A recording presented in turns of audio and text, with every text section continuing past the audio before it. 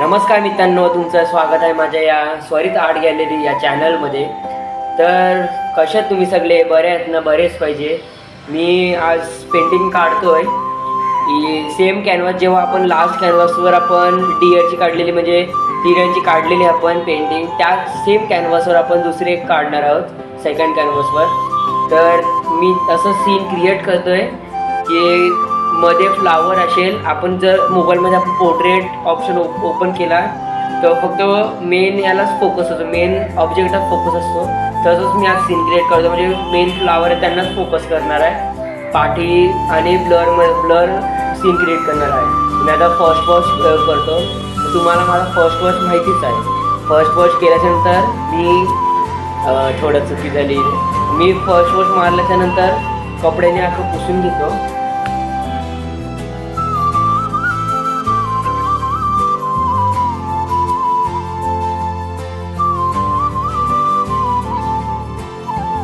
First वॉशसाठी जेवढा time देणार ना तेवढं उलट चांगलं आहे, कारण जेव्हा पाणी कॅनव्हासवर लवकर ॲब्झॉर्ब होत नाही, भरपूर टाईम लागतो त्याला म्हणून. आणि आपल्याकडे एवढा टाईम नाही आपल्याला. तुम्हाला माहितीच आहे की मी एका दिवसात पेंटिंग आणि स्केचेस काढतो, तर त्यानुसार मला माझ्या हिशोबाने तो टाईम मला पुरत नाही.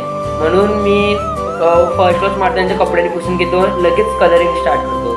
तर मी आज कलरिंगमध्ये फक्त बॅकग्राऊंडच करणार आहे. हा पार्ट 1 आहे आणि पार्ट 2मध्ये मी फ्लावर्सला कलर करणार आहे.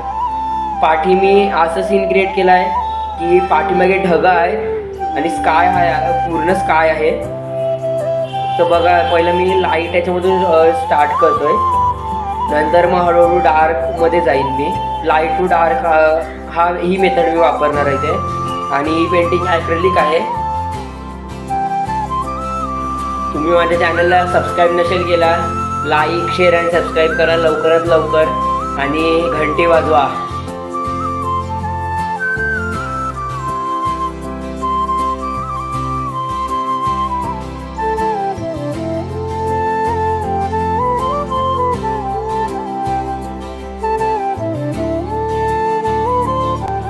इथे मी ब्लेंडिंगला भरपूर टाईम दिला आहे. म्हणजे पहिला मी फक्त टेक्स्चर ॲड केले, त्याच्यानंतर मग ब्रश मी सुकवत मी पूर्ण म्हणजे ब्रश जो ओला होता तो पूर्ण ब्रश सुकवला आणि सुक्या ब्रशने ब्लेंड केलं. त्याच्यामुळे पूर्ण जो बॅकग्राऊंड आहे ना तो एकदम प्लेन दिसतोय, म्हणजे ब्रशचे स्ट्रोक दिसत नाही त्याच्यात. पहिला मी भरपूर स्ट्रोक काढलेले, त्याच्यानंतर थोड्या वेळाने ते एकदम प्लेन झाले.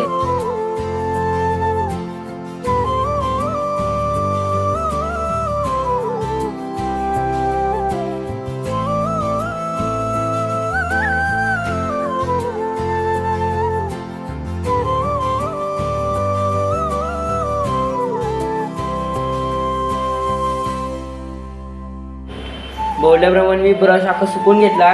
त्याच्यानंतर मग मी ब्लेंडिंग करतोय. तर ब्लेंडिंग कधी सुक्या ब्रशनीच करायची, कारण जो टेक्स्चर आपण देतो ना तो एकदम ब्लेंड होतो ना, तो इतकं सुंदर दिसतो ना, खूप छान दिसतो तो. तर एकदा तुम्ही पण ट्राय करून बघा. माझी पेंटिंग काढण्याची पद्धत वेगळी आहे.